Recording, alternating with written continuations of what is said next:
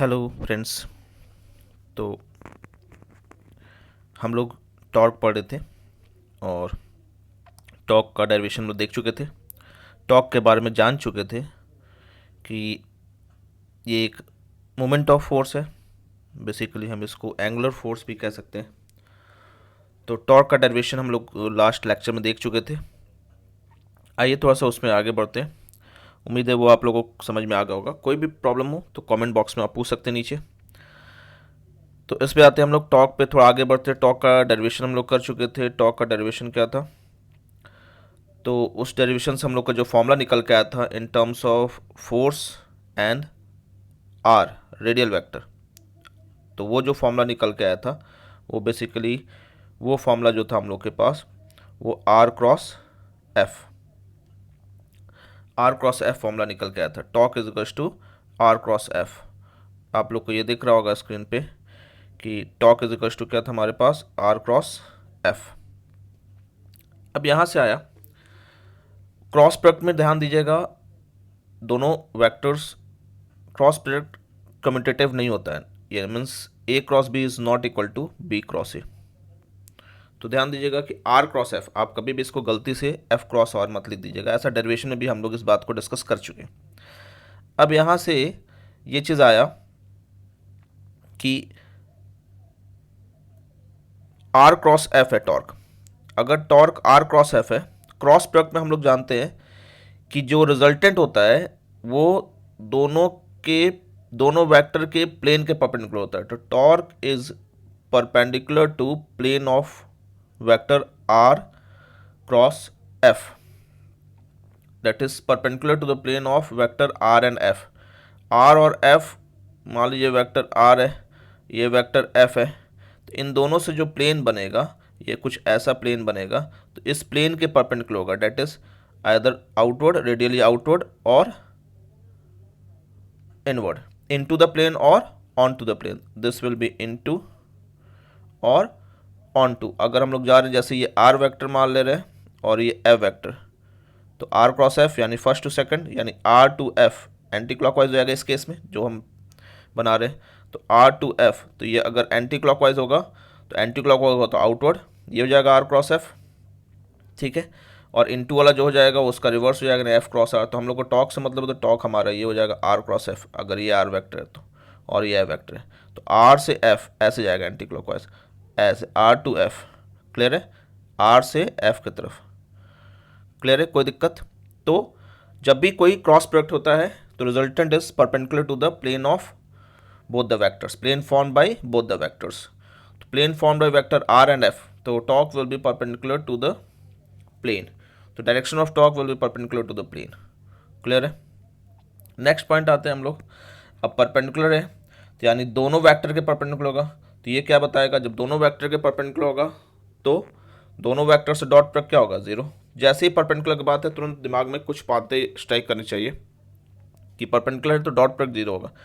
जैसे कुछ कुछ बातें स्ट्राइक करती रहेंगी आपके दिमाग में तो आपको क्वेश्चन सॉल्व करने में बहुत आसान होता है। तुरंत perpendicular means dot product zero, parallel means cross product zero, parallel means cross product zero, perpendicular means dot product zero. तो ये चीज़ ध्यान रखिएगा ना, जैसे ही परपेंडिकुलर की बात है, वेक्टर्स हैं, अगर दो वेक्टर्स परपेंडिकुलर हैं तो तुरंत आपके दिमाग में कोने में कहीं ना कहीं आपके दिमाग में एक मतलब बफर बन जाना चाहिए कि अगर परपेंडिकुलर है तो डॉट प्रोडक्ट जीरो, पैरेलल है तो क्रॉस प्रोडक्ट जीरो। वो आपको क्वेश्चन सॉल्व करने में, कभी कोई वैल्यू इवेल्युएट करने में काम आ सकता है। हर बार आया से जरूरी नहीं है, पर एक चीज़ आ सकता है तो कहीं वो ज़रूरत पड़ जाएगा।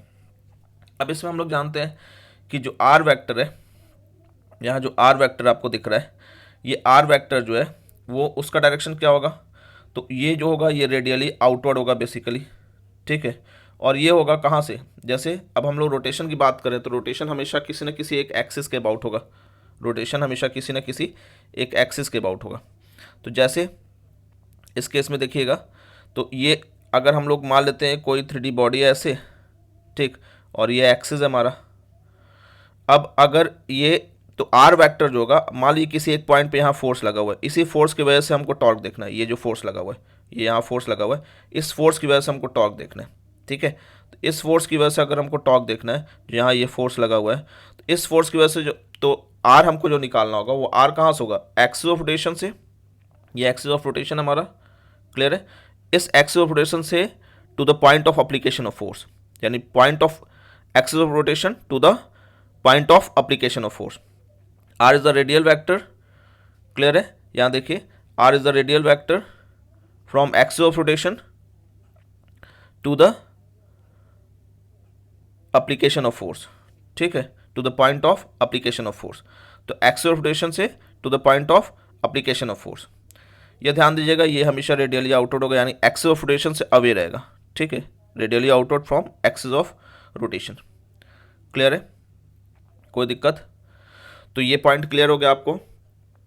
टॉर्क है तो टॉर्क जो होगा वो दोनों आर और एफ के प्लेन के परपेंडिकुलर होगा, दोनों का डॉट प्रोडक्ट जीरो होगा, ठीक है। रेडियल वेक्टर समझ गए, पॉइंट ऑफ मतलब एक्सिस ऑफ रोटेशन से पॉइंट ऑफ एक्सिस रोटेशन से point of application of force, उसका टेल कहाँ रहेगा, एक्सिस ऑफ रोटेशन पे, और हेड कहाँ रहेगा, point of application of force पे। क्लियर है, कोई दिक्कत, कहीं कोई कष्ट? थोड़ा आगे बढ़ते हैं हम लोग, नेक्स्ट पॉइंट पे आते हैं।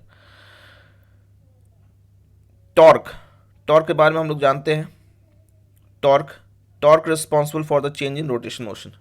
टॉर्क ही वो चीज़ है जो रोटेशन मोशन के चेंज के लिए रिस्पॉन्सिबल है। जैसे कि ट्रांसलेशनल मोशन के चेंज के लिए रिस्पॉन्सिबल कौन है, फोर्स है।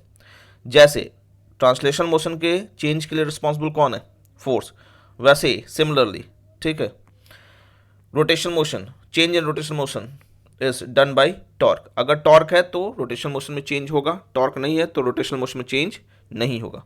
इस पॉइंट को हमेशा नोट करिएगा, ठीक है। तो basically torque is the cause which changes rotational motion, torque is a cause which changes rotational motion. थोड़ा आगे बढ़ते हैं, टॉर्क का फॉर्मूला जानते हैं, आर क्रॉस एफ, ध्यान रखिए, एकदम दिमाग में चिपका लीजिए, आर क्रॉस एफ, ठीक है। This is the master formula, इसी के बेसिस पे हम लोग सारे आगे जितने भी रोटेशनल मोशन में आएंगे उन सारी चीज़ों को हम लोग देखेंगे इसी बेसिस पे, ठीक है, इसी फॉर्मूले से। तो ये मास्टर फॉर्मूला है, एकदम नोट कर लीजिए इसको। अब इसका हम लोग वेक्टर क्वांटिटी जानते हैं, टॉर्क भी वेक्टर है क्योंकि क्रॉस प्रोडक्ट है, क्रॉस प्रोडक्ट का रिजल्टेंट हमेशा क्या होगा, वेक्टर होगा। तो क्रॉस प्रोडक्ट का रिजल्टेंट वेक्टर होगा, तो वेक्टर होगा तो उसके पास magnitude as well as direction होगा। तो डायरेक्शन तो हम लोग देख ही चुके हैं पहले ही कि प्लेन के परपेंडिकुलर होगा। अगर आर क्रॉस एफ, जैसे इस फिगर में अगर हम देखते हैं, ये एफ वेक्टर है, ये आर वेक्टर है, तो आर क्रॉस एफ जाएगा, ठीक है, तो ऑन टू द प्लेन हो जाएगा, तो ये टॉर्क का डायरेक्शन हो गया। अब आते हैं इसके मैग्नीट्यूड की बात करते हैं। तो मैग्नीट्यूड मीन्स मॉड वैल्यू हम लोग ले लें, ठीक, मॉड वैल्यू तो हम लोग जानते हैं आर क्रॉस एफ का मॉड वैल्यू क्या होता है, आर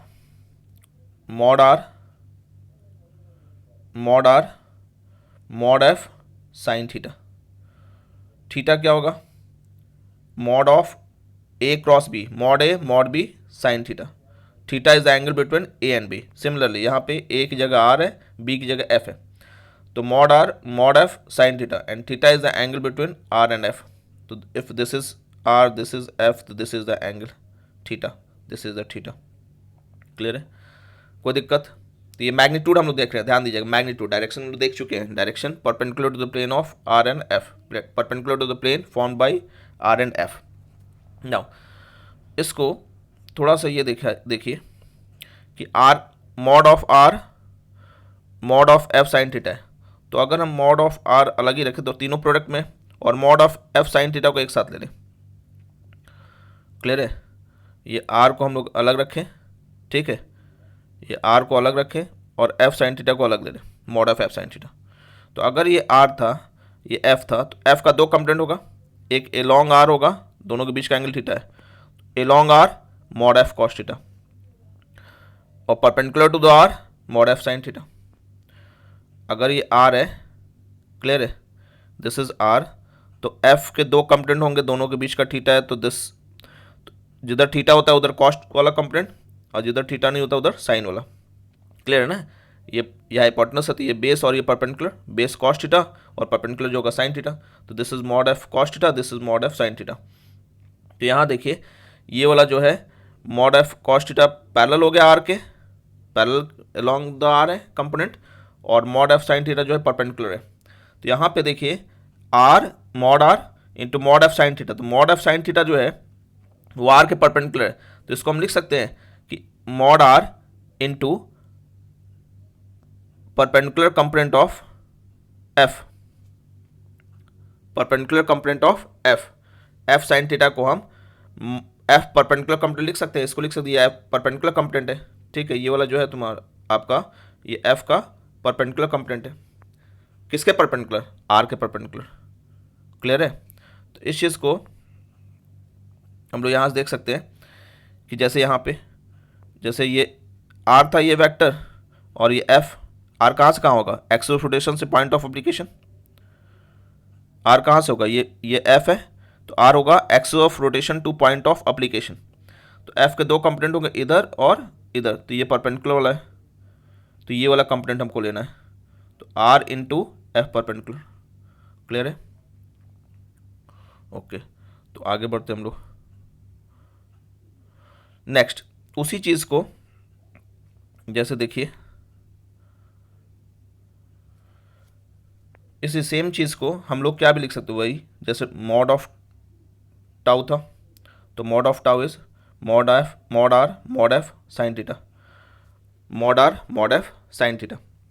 साइन थीटा पहले हम लोग एफ के साथ लिए थे, अब आर के साथ ले लेते हैं, तो mod R sine theta product है तीनों, mod R sine theta into mod F.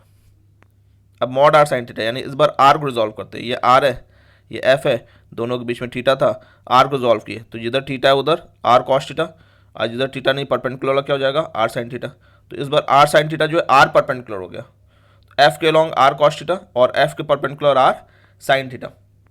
तो इसका मतलब टॉर्क को हम लिख सकते हैं आर साइन थीटा को परपेंडिकुलर वाला कंपोनेंट लिख सकते हैं ना, एफ के परपेंडिकुलर।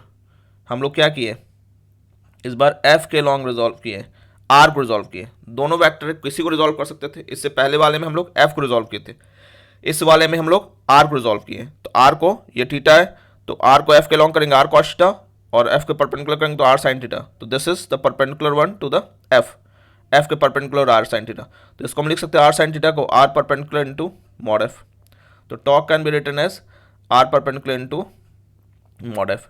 यहाँ से देख सकते हैं दिस इज, अगर मान लेते हैं ये एफ है और आर होगा हमारा from axis of rotation two point of application, तो आर को अगर हम कर दें तो आर का जो परपेंडिकुलर वाला है यानी एफ पे आर को रिजॉल्व करें तो आर एक इधर जाएगा, एक पैरेलल टू द एफ और एक परपेंडिकुलर टू द एफ, तो ये वाला जो परपेंडिकुलर होगा यही हो जाएगा आर परपेंडिकुलर, तो ये वैल्यू इनटू एफ कर देंगे तो डायरेक्ट हमारा टॉर्क की वैल्यू निकल आएगा, क्लियर है।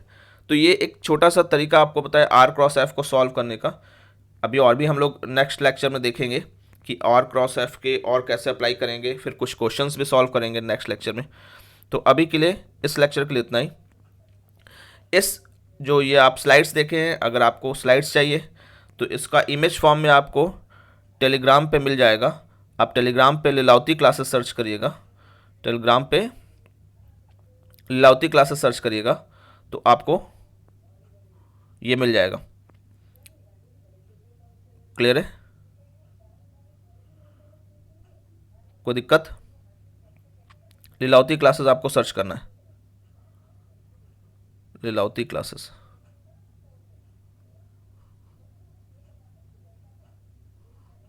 ठीक है। लीलावती क्लासेस सर्च करिएगा, लीलावती क्लासेस LILAWATI